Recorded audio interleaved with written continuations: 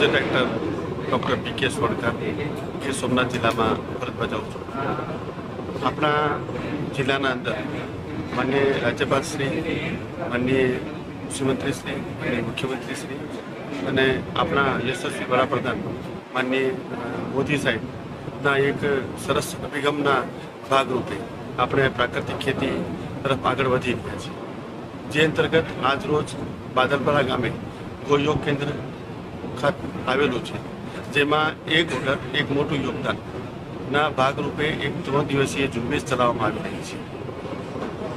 20, 21 અને 22 જુલાઈના રોજ, જે અંતર્ગત 18 દેશોના જુદા જુદા 35 જેટલા વિદેશી લોકો આ ઝુંબેશમાં જોડાવાના છે. આખા દેશમાંથી 5000 જેટલા લોકો આ ઝુંબેશમાં જોડાવાના છે. એના સાથોસાથ જે આપણા ગીર સોમનાથ જિલ્લાના પ્રાકૃતિક ખેતી કરતા ખેડૂતો છે, જે સર્ટિફિકેટ ધરાવે છે, એવા ખેડૂતોને આપણે એમાં ઓનલાઈન એફપીઓ તરીકે, વેન્ડર તરીકે એડ કર્યા છે.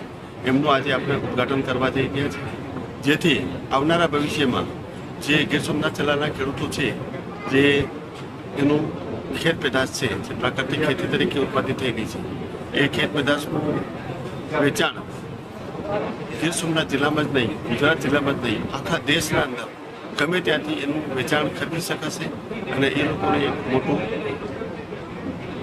પ્રોત્સાહન મળશે. એ તરફ આગળની કામગીરી કરવામાં આવી રહી છે.